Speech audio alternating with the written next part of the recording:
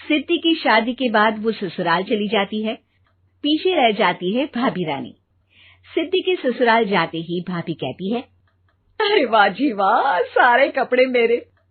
हाय रे पैंट, अरे वाह वाह, मजा आ जाएगा। अरे ये सिद्धि की अलमारी के सामने खड़े होकर क्या बड़बड़ा रही है?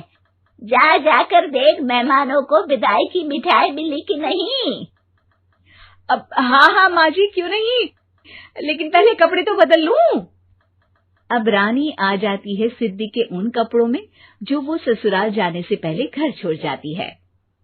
अरे रानी, कुछ दिन रुक जाती। अरे ये तो सिद्धि बिटिया को मैंने ही दिया था, बड़ा ही फबता था उस पर, तुझ पर तो कुछ खास नहीं लग रहा। अब वो ना मेरे सारे कपड़े गीले थे तो सोचा पहन लूं। वैसे भी सिद्धि को कौन सा बिन पुराने आउटडेटेड कपड़ों को पहनना है। वैसे भी ये सूट तो मैंने तभी पहना था, वैसे खास है भी नहीं ये। हाँ ठीक है, लेकिन ना मेरी सिद्धि पर तो जमता था।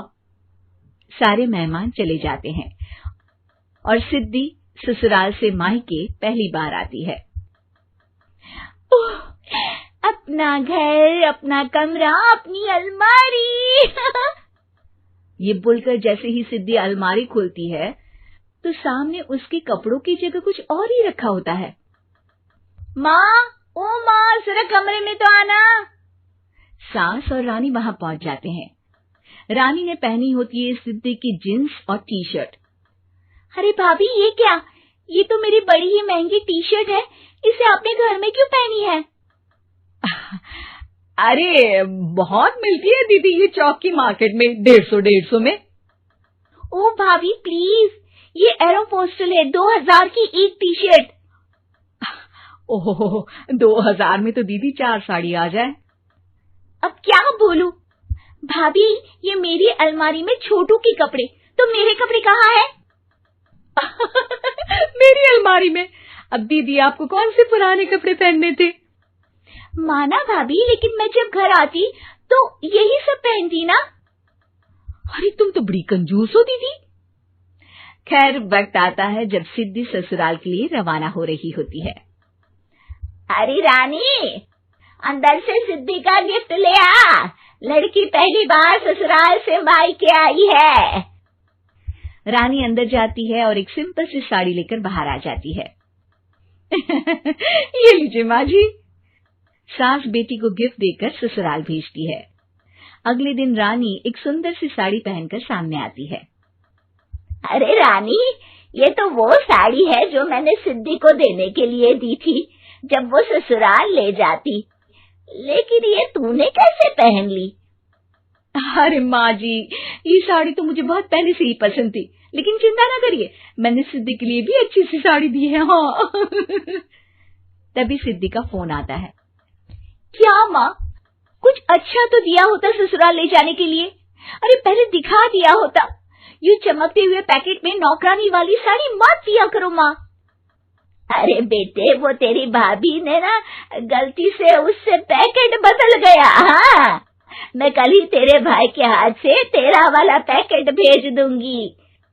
अरे रहने दो माँ, आई एम श्योर भाभी ने अभी वही साड़ी पहनी होगी जो तुमने मेरे लिए रखी थी।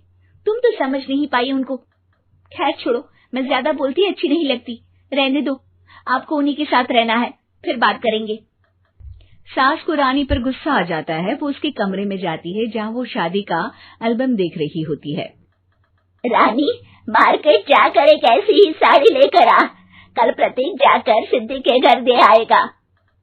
अरे क्यों माँ जी, कितनी साड़ी देनी है दीदी को? यहाँ कोई सेल लगी है क्या? अरे चुप कर, मेरे बेटी के हिस्से की साड़ी खुद पहन ली, अब ज्यादा ज्ञान बांट रही है। एक दिन सिद्धि का फोन आता है। माँ, मेरी सास ने आप सबको खाने पर बुलाया है। सारे लोग सिद्धि के ससुराल पहुँचते हैं। खाना खाकर वो लोग निकल रहे होते हैं कि सिद्धि की सास सभी को गिफ्ट देती है।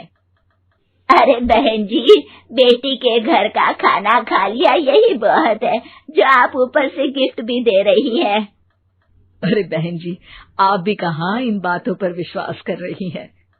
सास सभी को गिफ्ट देती है, लेकिन रानी को जो साड़ी देती है वो अजीब सी हरे रंग की लाल रंग के बड़ी छाप वाली होती है।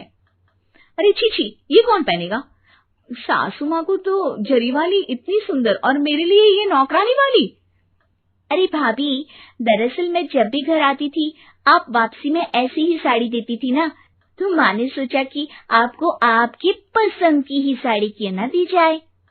बेचारी रानी, बोलती भी तो क्या। सिद्धि और सास रानी का चेहरा देखकर हंसने लगती है, तो रानी समझ जाती है कि अपने ही बिछाए जाल में वो फंस चुकी है।